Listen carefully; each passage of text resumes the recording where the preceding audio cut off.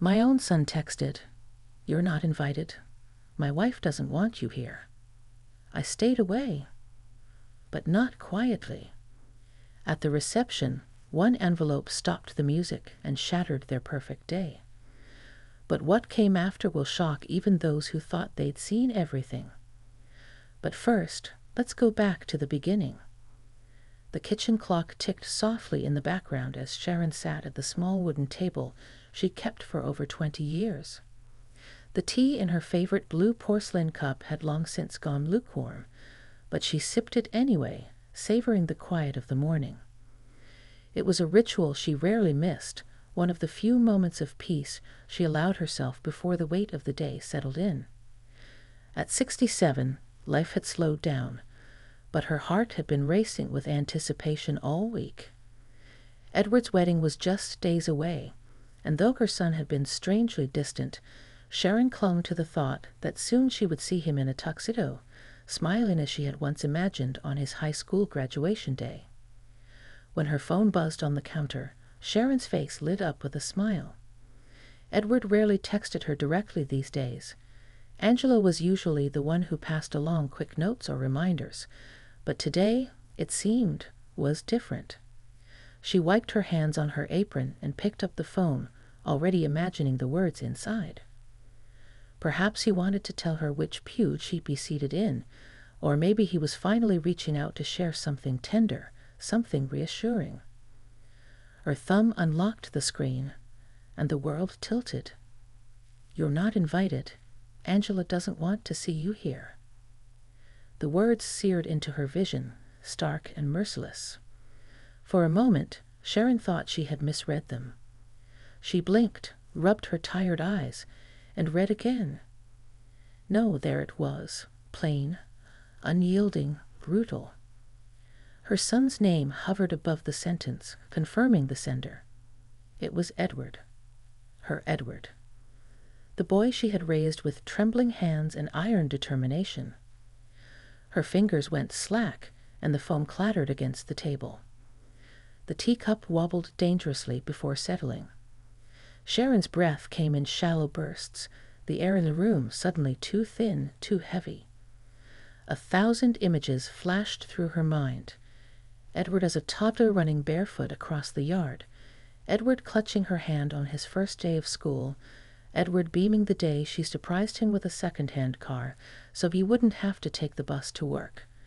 Every memory now seemed to mock her, each one whispering that all those sacrifices had led to this cruel dismissal. Her chest constricted, not just with pain but with disbelief. She wanted to call him immediately, demand an explanation, hear him say it was all a mistake, a joke gone wrong, something Angela had typed on his phone without his knowledge. But she knew Edward's tone too well, direct, brief, deliberate. Those words had been his. He had chosen them. He had chosen her. Sharon leaned back in her chair, pressing her palms against her face, but the tears came anyway, slipping between her fingers and staining the wood grain of the table. She had buried her husband when she was only 45, left to shoulder not only the grief, but the crushing responsibility of raising Edward alone. She had worked nights at the grocery store, mornings at the library, and weekends cleaning offices, anything to keep food on the table and her son's dreams within reach. She had skipped dinners so Edward could eat, patched her shoes with tape when his needed replacing, and quietly sold her wedding ring to cover his college tuition. She had done it all without complaint, telling herself over and over, "One day, you'll see. One day, you'll understand." Now that hope shattered in a single text. Sharon rose to her feet, pacing the small kitchen, her breath uneven. She looked around at the room, at the peeling wallpaper her husband had once promised to replace, at the mismatched chairs she had never bothered to upgrade, at the chipped counter where Edward had once leaned while sharing stories from school. All of it seemed to close in on her, as if her entire life had been reduced to a stage set for betrayal. She reached for the phone again, her hands trembling. Should she reply? Should she beg? The thought made her stomach turn. She had endured too much in her life to stoop so low, yet the ache in her chest urged her to plead, to fight for a place in her son's happiest day. But then another wave of realization hit her. If Edward truly wanted her there, nothing Angela said would have kept her away. His silence all these months, his half-hearted visits, his reluctance to introduce her to Angela's family. It all made sense now. The text wasn't a sudden cruelty. It was the final stone in a wall he had been quietly building between them. Sharon pressed the phone against her chest and closed her eyes. Her heart pounded in her ears, drowning out the quiet ticking of the clock. She had faced loneliness before, nights when the house echoed with her husband's absence, mornings when the bed felt too large. But this was different. This was betrayal, and it cut deeper than any loss she had endured. The tea on the table had gone cold, untouched. The sun had shifted, casting sharp beams across the floor, but Sharon barely noticed. She stood motionless, a woman who had given everything, now told she was worth nothing. And though the tears blurred her vision, one thought lodged itself firmly in her mind, unshakable, undeniable. Nothing in her life had prepared her for the pain of being rejected by the very child she had lived for. Her hands shook as she dialed Edward's number, her throat dry, her chest aching as if the words from his text had carved themselves into her ribs. When his voice finally came through the line, Sharon clung to the single fragile hope that there had been some mistake, some misunderstanding, something she could clear up with just a few words. "Son," she began, her voice breaking on the single syllable, "this is your wedding. I'm your mother." But Edward's interruption came fast, sharp, and merciless. "Angela thinks you'll embarrass us. Please don't make this harder." The line went quiet. Sharon's lips parted, but no words came. His voice was steady, almost rehearsed, as though he had prepared this excuse long before she ever dialed. There was no hesitation, no guilt, no stammer that might betray even a flicker of reluctance. His certainty was worse than the words themselves. It told her everything she had feared but never admitted. Edward didn't want her there. Not because of seating arrangements, not because of budget, not even because of some miscommunication. It was because he was ashamed of her. Sharon gripped the phone so tightly her knuckles whitened, but her body felt drained of strength. Her son, the boy she had fed when there was barely bread left in the house, the man she had sent off into the world with her last ounce of energy, had decided that the woman who raised him was nothing more than an obstacle to be removed, a blemish on the perfect picture he wanted to paint for his new life. Angela. The name itself pulsed in Sharon's chest like a bruise. It was easy in that moment to place the blame on her son's fiancée, the young woman with flawless makeup, glossy hair, and a family that seemed carved out of wealth and privilege. Angela with her designer handbags and her clipped laughter, Angela who never once looked Sharon in the eye, as if acknowledging her was beneath her. Sharon could see her now, whispering into Edward's ear, her lips curling as she insisted that his mother would not fit in, that her outdated dresses and worn shoes would only invite pity or ridicule.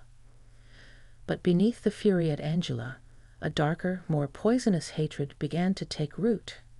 Hatred for Edward, for letting her words take root, for nodding along instead of fighting back, for not standing up just once and saying, "This is my mother. She belongs at my side."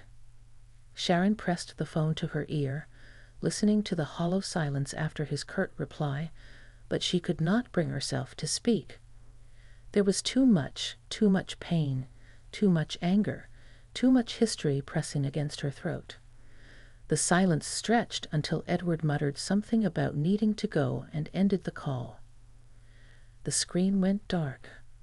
Sharon sat staring at her own reflection in the glass, her face pale, lined with years of sacrifice, every wrinkle a story of endurance.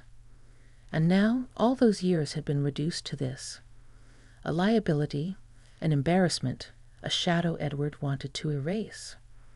Her mind spiraled back to the countless times she had shielded him from shame. She remembered the parent-teacher conferences where she had shown up in her plain work uniform while the other mothers wore pearls and silk, ignoring the stares and whispered judgments. She remembered the football games where she sat alone in the stands, cheering until her voice cracked, while Edward waved proudly in her direction. She remembered nights of ironing his shirt before college interviews, washing the same pair of jeans until they were threadbare because she couldn't afford a new set, but never letting him feel the weight of her struggle. She had thought he understood. She had thought every sacrifice was etched somewhere deep inside him, something he would carry into adulthood with quiet gratitude. But now she realized those moments had not made him proud. They had made him resent her. He didn't see strength in her survival. He saw weakness. He didn't see love in her sacrifices. He saw inadequacy. The hatred grew sharper, more precise. It wasn't the fiery outburst of rage that came and went like a storm. No, this was colder, heavier. A kind of hatred that settled deep into her bones, built on years of giving, years of waiting, years of hoping her love was enough. She hated Angela for igniting this cruelty, but she hated Edward more for fanning the flames. She imagined him standing at the altar, Angela on his arm, his in-laws smiling, their expensive clothes shimmering under the lights. And she imagined herself absent, erased, as if the woman who had given him life had never existed. The thought twisted her insides until she gripped the edge of the table just to steady herself. The betrayal was complete, not only of her presence, but of her very identity. Sharon wasn't just being excluded from a wedding. She was being told she no longer belonged in her son's life, that the years of labor, tears, and devotion were worth less than a single opinion from a woman who had only known Edward for a few years. Her tea had gone cold again, untouched. She pushed the cup away, her hand trembling. The bitterness inside her tasted far stronger than any drink. And as the house fell into silence, Sharon's hatred solidified into something unyielding. Angela had shown her claws, but Edward had chosen to wound her with them. That betrayal, that unforgivable betrayal, would never be forgotten. For days, Sharon drifted in and out of shadows. At times, humiliation pressed so heavily on her chest she felt suffocated, replaying Edward's words over and over until her ears rang.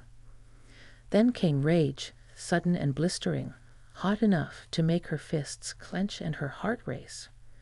She scrubbed the kitchen counter with unnecessary force, slammed the cabinet doors harder than intended, muttered sharp words into the empty air, anything to keep from collapsing under the sheer weight of betrayal.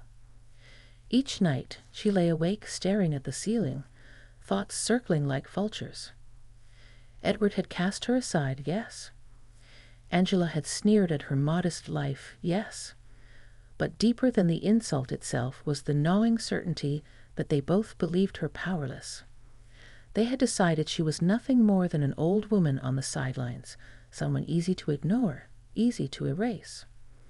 But then one sleepless night, as moonlight spilled across her faded curtains, Sharon remembered something that shifted the ground beneath her feet. The house. The grand, sunlit home with its manicured lawn and tall oak tree in the front yard. The one Angela loved to show off during dinner parties, bragging about our home as if she had lifted a single stone to build it. The home where Edward and Angela posed for photos, sipping wine on the porch, presenting themselves as the perfect couple.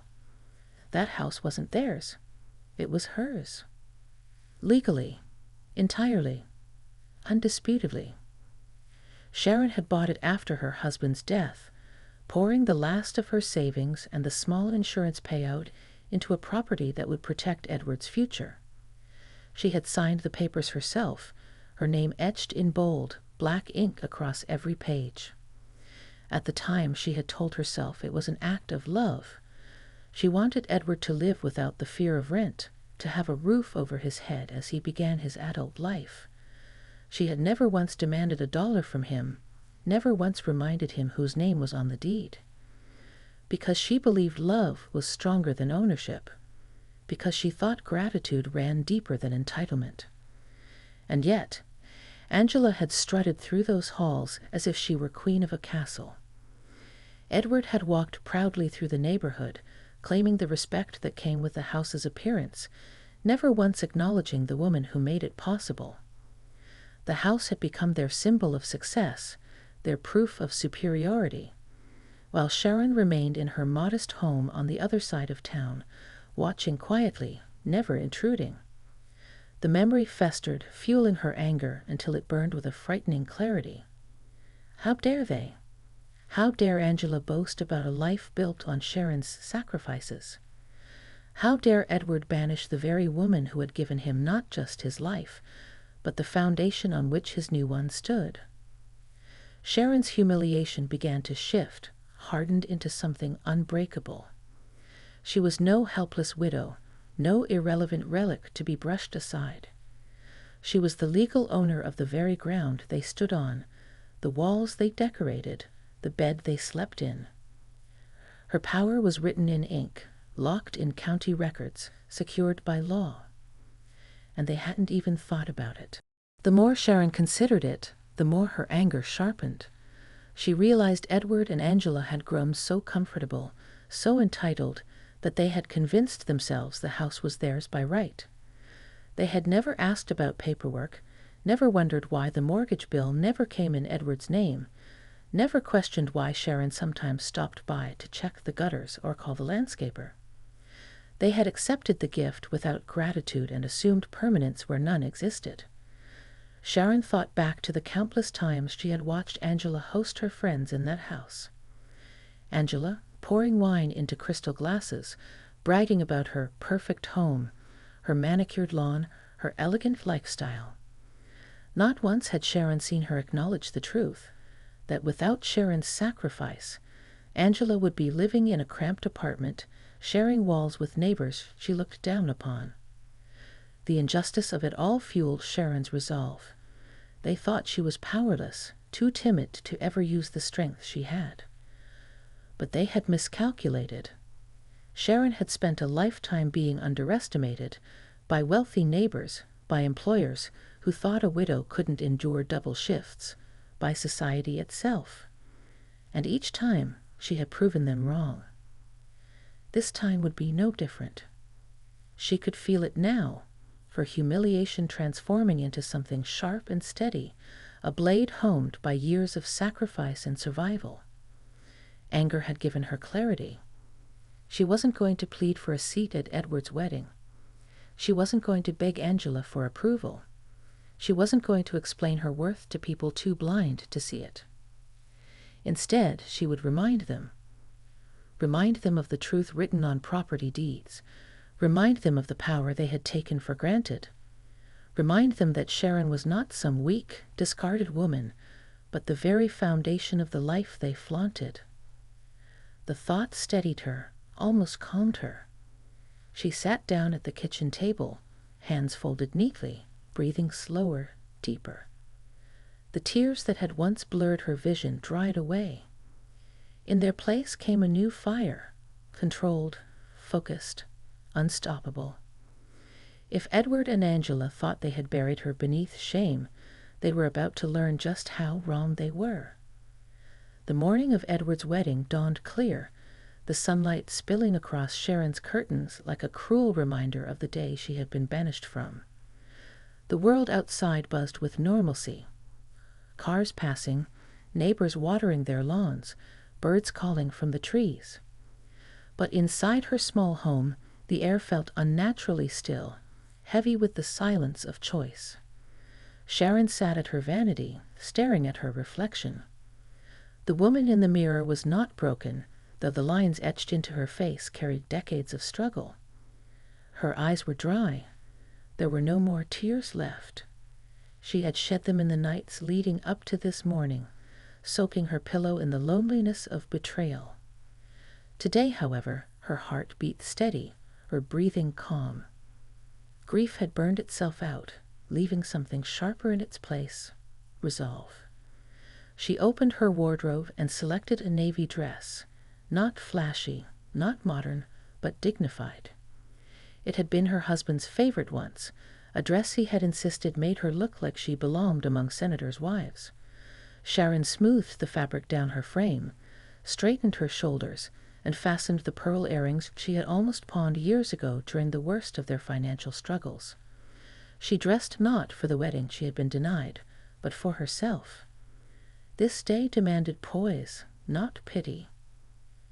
By 8 o'clock, she had locked the front door behind her and walked to her car.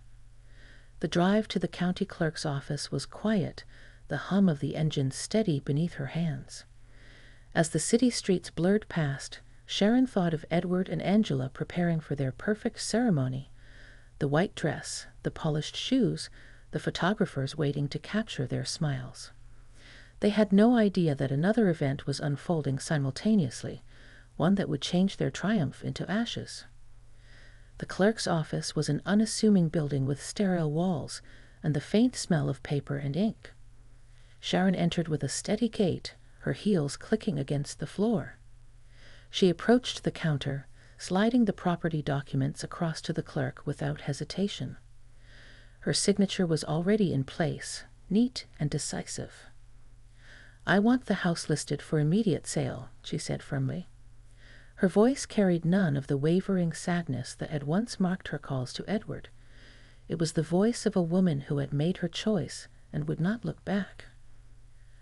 The realtor on duty, a sharply dressed woman with quick eyes, scanned the paperwork and nodded approvingly. "With a location like this, it won't stay on the market long. We'll have interest within days, maybe hours." Sharon only inclined her head. She didn't need speed for her own sake. Her small home was enough for her. What she wanted was the weight of consequence to fall squarely on Edward and Angela's shoulders. Let them come back from their honeymoon expecting stability, only to find the ground ripped out from beneath them. When she walked out of the office, the morning sun felt warmer, not forgiving but affirming. Each step back to her car echoed with purpose. She wasn't erasing herself from Edward's life. He had already done that. She was erasing the illusion he and Angela had built on her sacrifices. But Sharon knew the deed alone wasn't enough. Signing papers was a blow, yes, but it was silent, invisible. Edward and Angela would not feel its sting until later. No, they needed to feel the weight of her presence even in her absence, to understand in real time what they had cast aside. That was why, later that afternoon, she sat at her kitchen table with a plain white envelope before her. She took her time addressing it in the neat, steady handwriting she had used when writing birthday cards to Edward as a child. There was no flourish, no bitterness in the ink, just clarity. Inside, she placed copies of the signed sale documents along with a short note, carefully folded. The words were simple, unadorned, but they carried the weight of her vengeance. "Since I was not welcome in your home, I've decided it is no longer yours." She sealed the envelope, pressing it firmly shut. There was power in the simplicity of it, in knowing that the message needed no elaborate speech, no confrontation. It would speak louder than any toast or curse ever could. When the courier arrived, Sharon handed over the envelope without explanation. "Deliver this to the wedding reception," she instructed, her voice even. The young man nodded, unaware of the storm contained in the thin slip of paper. As the door closed behind him, Sharon exhaled slowly. Her work was done. There would be no gown for her today, no corsage pinned to her shoulder, no smiling photographs taken beside her son. Instead, she had chosen her role carefully, not as the forgotten mother, not as the humiliated outcast, but as the unseen hand that would change the story entirely. She returned to her chair by the window, watching the sunlight shift across the floorboards. Somewhere across town, Edward and Angela were preparing to speak vows of loyalty and love, basking in admiration. They had no idea that their perfect picture was already cracking. Sharon folded her hands in her lap, her face calm, her eyes steady. She did not need to witness their downfall firsthand. The envelope would carry her presence into that glittering hall, louder than any voice, sharper than any insult. And for the first time in weeks, Sharon felt something close to peace. The reception hall glittered with chandeliers, their crystals catching the light and scattering it across polished marble floors. Music swelled from the string quartet in the corner, weaving through the air with the laughter of well-dressed guests. Champagne flutes clinked, silver cutlery chimed against porcelain plates, and the hum of conversation rose like the steady buzz of bees around a hive. Edward sat at the head table, his tuxedo perfectly tailored, Angela beside him in her gown, every detail flawless down to the delicate pearl pins in her hair. They looked every bit the couple they wanted the world to see, polished, privileged, untouchable. Their smiles were wide, their bodies leaned close, and their guests adored them. It was, by every outward measure, the picture of triumph. Then the waiter appeared. He was young, nervous, shifting the tray in his hand as he approached the head table. On the tray lay a single white envelope, simple, unmarked, but for the neat, deliberate handwriting that spelled Edward's name. Against the extravagance of the hall, the envelope looked almost too plain, too stark, yet its presence seemed to draw the eye, pulling silence in its wake as the waiter leaned down and set it before the groom. "From a delivery service, sir," he murmured, bowing slightly before retreating. Edward barely glanced at the envelope at first. Perhaps it was a card, he thought, or a last-minute gift from a distant relative. He smiled politely, still mid-conversation with Angela's father, and tore the seal with casual ease. But the moment the papers slipped free, everything changed.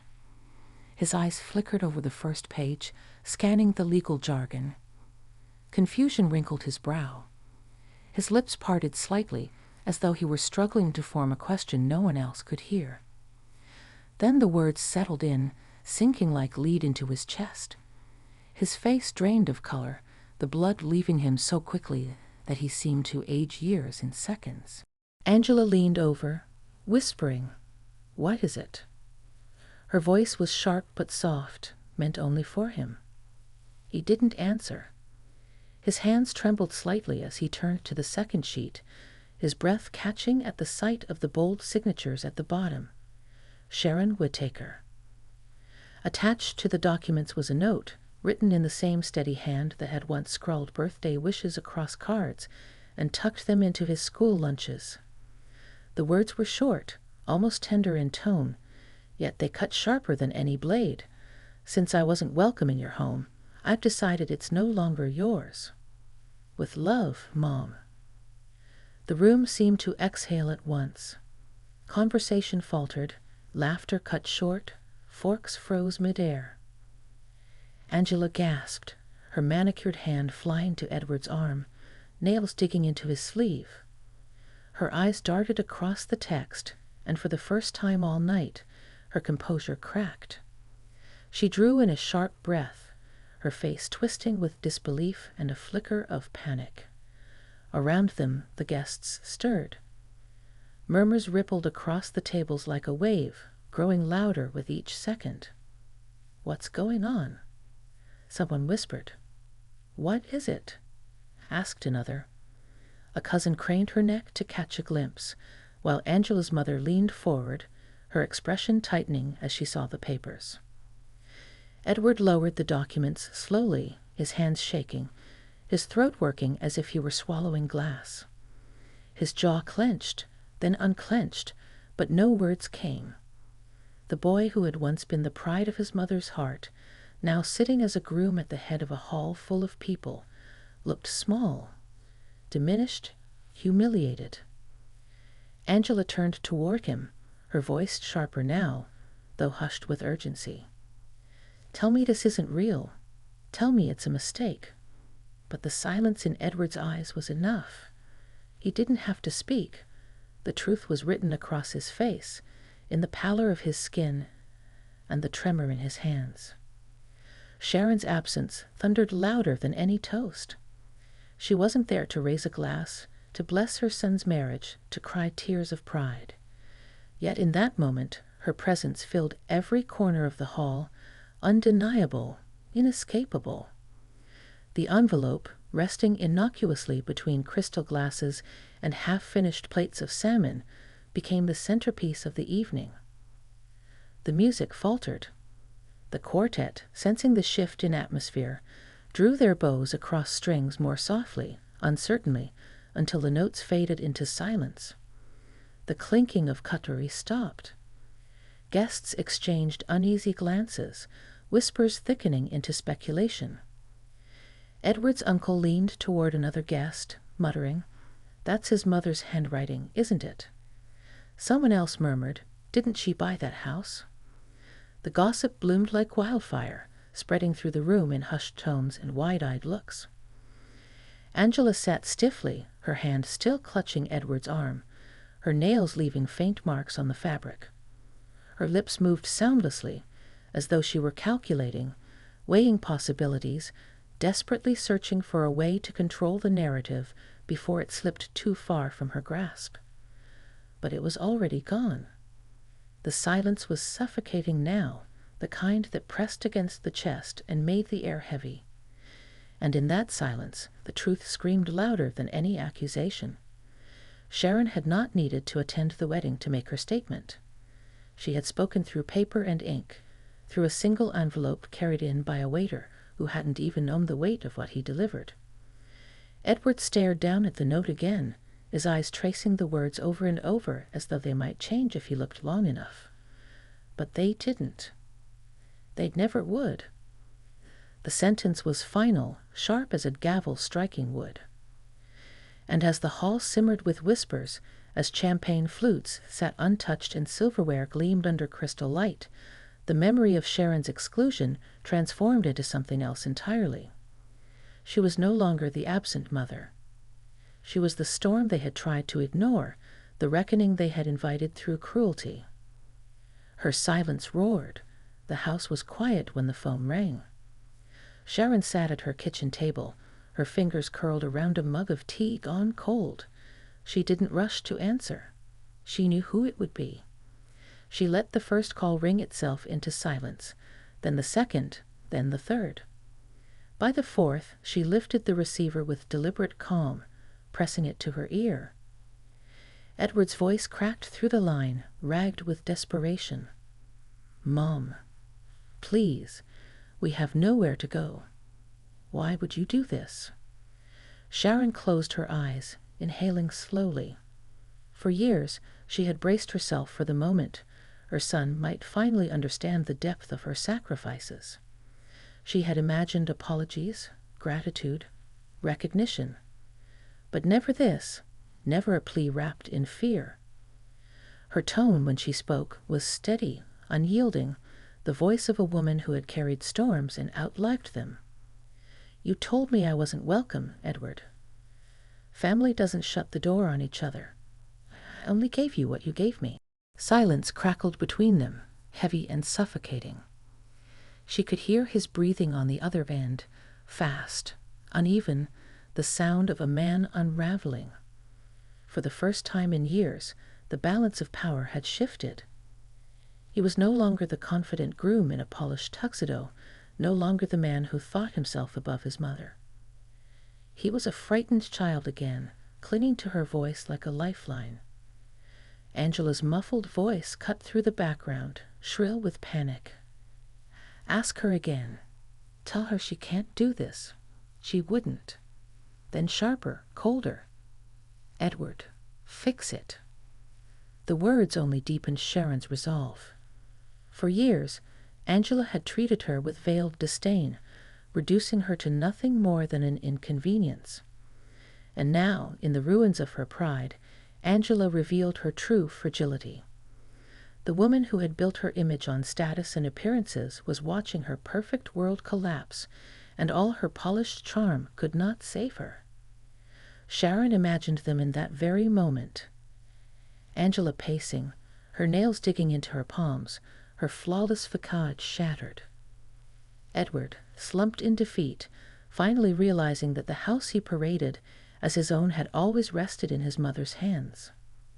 Their friends knew it, too. Word had spread quickly after the reception. What was meant to be a wedding of grandeur had turned into a whispered scandal. Did you hear what happened? His mother sold the house right from under them. The story rippled through their social circles, each retelling a fresh cut to Angela's pride. No amount of denial could silence it. The documents were real, the truth undeniable. For the first time, Sharon's absence gave her more presence than she could ever have managed by attending. She had not raised her voice, had not thrown a scene, had not begged for justice. She had wielded nothing but paper and ink, and it had been enough to shake their foundation to rubble. Edward tried again, his voice breaking. We can't stay anywhere. Angela's parents, they don't understand. Please, Mom, can't we just talk? But Sharon heard no sincerity in his words. There was fear, yes. There was desperation, yes. But there was no love. No recognition of her worth beyond what she could provide. He was not reaching out for his mother. He was reaching out for the safety net he had always assumed she would be. And Sharon had decided she would no longer be that net. Her lips curved into the faintest, saddest smile. Edward, I gave you everything. And you decided it wasn't enough. You let someone else convince you I was less than your mother. Now you can live with that choice. She didn't wait for a response. She lowered the receiver back into its cradle, the click of the phone echoing through the kitchen like the final stroke of a gavel. For a long moment, Sharon sat in silence, her chest rising and falling in slow, measured breaths. She expected guilt to creep in, but none came. Instead, a deep calm settled over her, the calm of a woman who had endured humiliation and found her strength on the other side. Angela's pride was shattered, and Edward's arrogance broken. Their friends whispered of Sharon not as a pitiful outcast, but as the mother who crushed her son and his wife with nothing more than a signature. No shouting, no spectacle, just the precision of a pen. And in that quiet, Sharon discovered a satisfaction deeper than vengeance. She hadn't simply taken back her house. She had taken back herself, her dignity, her worth, her place in a story where she had been pushed aside. She rose from the table, setting her untouched tea in the sink, and gazed out the window at the fading evening light. For the first time in years, the reflection that looked back at her was not the shadow of a forgotten woman. It was Sharon Whittaker, strong, unbent, and undeniably seen. The house was quiet again, but this silence was different from the kind that had weighed on Sharon's shoulders before. It wasn't the silence of loneliness or humiliation. It was the silence of peace. A stillness that came not from absence, but from resolve. She sat at her kitchen table, the same spot where she had once trembled over Edward's cruel text, where her tears had dripped onto the wood grain as she wrestled with rejection. Now her hands rested calmly in her lap, her shoulders squared, her breathing steady. There were no celebrations, no triumphant laughter, no indulgence in victory. Revenge had not been about spectacle for her. It had not been about shaming Edward and Angela in front of their guests, though that had been an unintended consequence.